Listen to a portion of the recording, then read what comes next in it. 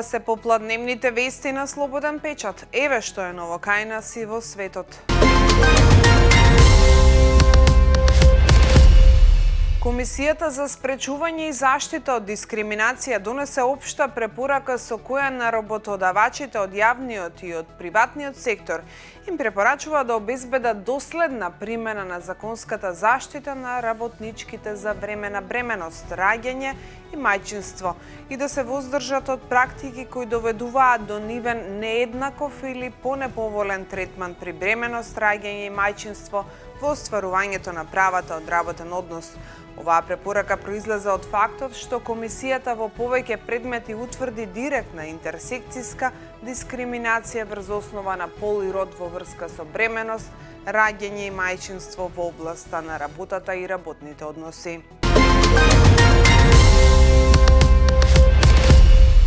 Лидерот на СДСМ Венко Филипче му постави ултиматум на премиерот Христијан Мицкоски владата да ги повлече измените на законот за влада, со кој се укинува техничката влада, во спротивно СДСМ ќе ја напушти работната група за изборниот законник. Овој закон за укинување на пржинската влада мора власта да го повлече. Вакви автократски манири не се дозволени и нема да прифатиме, рече Филипче. Портпаролката на владата пак Марија Митева за ултиматумот на Филипче рече дека е политички незрел потек и постапувањето на ваков начин не носи ништо добро во интерес на граѓаните. Според Митева, институциите мора да бидат демократски, а владата на ВМРО ДПМН тоа го покажала во секојдневното работење, заради што, како што посочи, треба да се напуштаат моделите од минатото.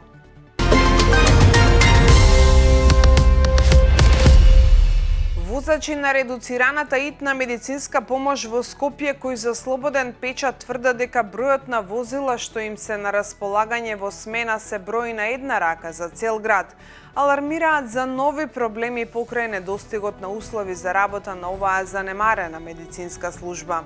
Имено тие велат дека возачите не ги помрднуваат своите возила на крстосниците од страв дека Safe City ќе им регистрира прекршок. Така возилата на итната медицинска помош на крстосниците се во постојана неизвестност од каде да поминат и како.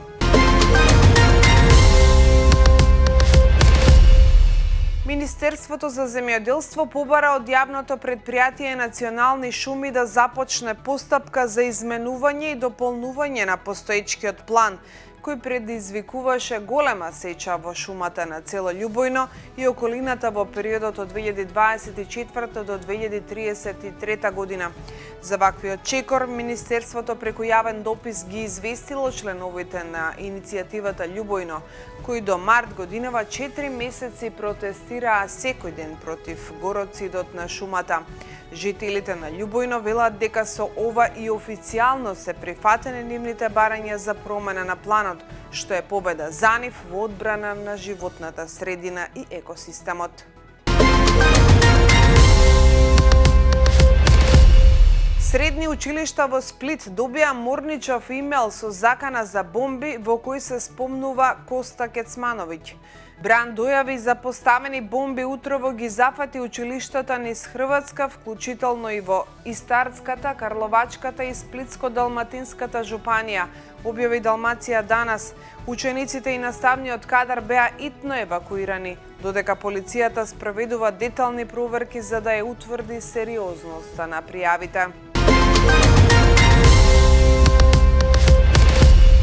Турскиот парламент доцна во средата усвои закон кој вклучува ограничување на пристапот до социјалните мрежи за деца под 15 години, објави Вашингтон Пост. Законот предвидува забрана за отворање сметки, родителски контроли и строга регулација на платформите со казни за прекршување. Неговото усвојување доаѓа една недела по вооружениот напад во кој 14 годишно момче уби 9 ученици и еден наставник во средно училиште во Јужна Турција. Два воза директно се судриле на железнички премин северозападно од Копенхаген, при што четворица се критично повредени, а уште 13 луѓе завршиле во болница, објави BBC.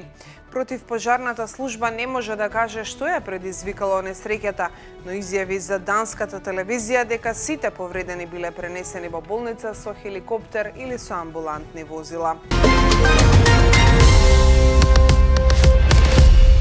Председателот Доналд Трамп изјави дека нема временски притисок околу продолжувањето на премирието со Иран, пренесе BBC. Трамп во телефонски разговор со новинар на Fox News вчера изјавил дека не брза да го заврши конфликтот и дека сака да постигне добар договор. Иранскиот председател Масуд Пезешкијан изјави дека Техеран останува отворен за разговори, но додаде дека кршењето на обврските, блокадата и заканите од САД се главните пречки за вистински преговори. Францускиот министер за надворешни работи Жан Ноел Баро денеска изјави дека Европската унија наскоро би можела да почне да воведува санкции против Израел, бидејќи промената на владата во Унгарија би можела да го отстрани долгогодишното вето на таа земја. Баро во изјава за Франс Инфо рече дека веќе една година се залага за санкции против поединци или субјекти одговорни за насилство врз палестинците, вклучително и Западниот брег.